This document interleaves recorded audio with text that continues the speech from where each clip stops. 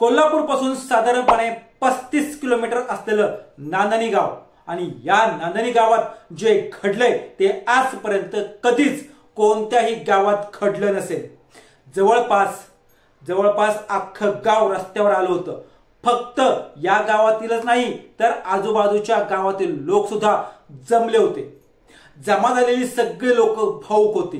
त्या सगळ्या लोकांच्या डोळ्यात अश्रू होते। हे सगळे लोक जमले होते एका महादेवी नावाच्या हत्तीनीला शेवटचा निरोप देण्यासाठी, कारण ती हत्तीन आता गुजरातच्या वनतारा या संगोपन केंद्रामध्ये चालली होती। नांदणी गावची ही महादेवी हत्तीन आता गुजरातमधील वनतारामध्ये सुरक्षितपणे पोहोचले असल्याचं वनतारा प्रशासनाकडून सांगण्यात आलं आहे। पण महादेवीचा दुरावा तिथल्या गावकऱ्यांसाठी वाटतो तितका सोपा तर अजिबात नाही। या नांदणी गावानं त्यांच्या घरातीलच एक सदस्य असणाऱ्या या हत्तीनीला गावात ठेवण्यासाठी शेवटपर्यंत लढा दिला। प्रयत्नांची अगदी पराकाष्ठा केली। रस्त्यावर आंदोलने केली। सर्वोच्च न्यायालयाचे दरवाजे सुद्धा ठोठावले। पण त्यांना या लढाईत यश मात्र आलं नाही आणि या हत्तीनीसोबत असलेला 33 वर्षांच्या नात्यात अखेर दुरावा आला।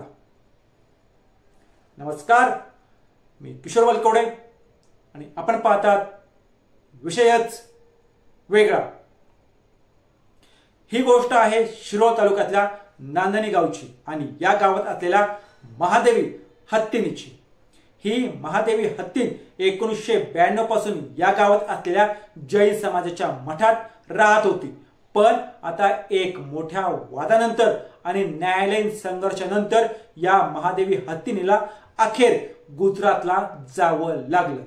वन्य प्राण्यांसाठी असलेली विशेष अधिकार समिती, उच्च न्यायालय आणि शेवटी सर्वोच्च न्यायालयापर्यंत सुनावणी होऊन 28 जुलैला सर्वोच्च न्यायालयाने अंतिम निकाल दिला आणि त्यानुसार या हत्तीनीला गुजरातच्या जामनगर इथं असलेल्या अंबानींच्या रिलायन्स फाउंडेशनच्या वनतारा या संगोपन केंद्रात पाठवण्यात आलं आहे। महाराष्ट्र आणि कर्नाटक सीमा भागातल्या जवळपास 743 गावातले भाविक या जैन मठाशी जोडले गेले आहेत। या मठाच्या मुख्य स्वामींवर त्यांची अकोट अशी श्रद्धा आहे आणि याच मठाकडे महादेवी हत्तीनीचं पालकत्व होतं आणि शेवटपर्यंत याचिकाकर्ते म्हणून मठानं सर्वोच्च न्यायालयापर्यंत लढाई लढली। इथल्या अनेक धार्मिक परंपरांमध्ये या हत्तीनीचा कायम सहभाग असायचा असं या मठानं सांगितलं आहे। सर्वोच्च न्यायालयात जी याचिका करण्यात आली होती त्यात मठातर्फे असं सांगण्यात आलं होतं की मागील 1300 वर्षांपासून असलेल्या या मठात पूर्वीपासून अगदी पहिल्यापासून हत्ती असण्याची एक परंपरा आहे। इथं कायम एक हत्ती असतोच आणि त्याची व्यवस्थित देखभाल सुद्धा घेतली जात असते आणि याच परंपरेनुसार 1992 साली इथं सध्या चर्चेत असलेल्या या महादेवी हत्तीनीला आणलं गेलं आणि तिचं नाव महादेवी असं ठेवलं गेलं। मठ आणि गावकऱ्यांच्या म्हणण्यानुसार ती गावकऱ्यांमध्ये पूर्ण मिसळून गेली होती।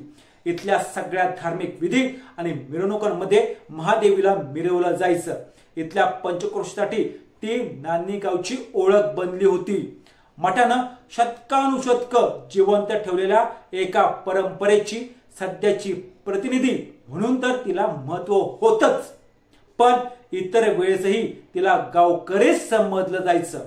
महादेवीला जेव्हा घेऊन जात होते तेव्हा तिथल्या लोकांनी पूर्ण रस्ता अडवला होता। या सगळ्यामुळे तिथलं वातावरण भयंकर तापलं। त्यात इतकं तापलं की राजकीय नेत्यांना सुद्धा यात पडावं लागलं।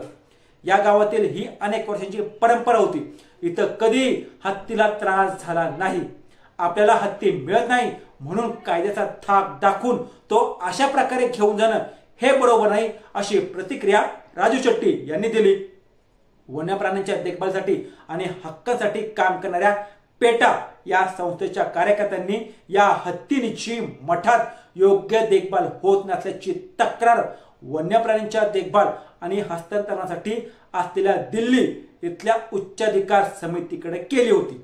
मठानं सर्वोच्च न्यायालयात दाखल केलेल्या याचिकेत म्हटल्याप्रमाणे डिसेंबर 2023 मध्ये या समितीनं या तक्रारीची दखल घेत महाराष्ट्राच्या मुख्य वन्यजीव संरक्षक यांना ही हत्तीन गुजरातला वनतराकडे हस्तांतरित करण्याविषयी सूचना दिल्या होत्या।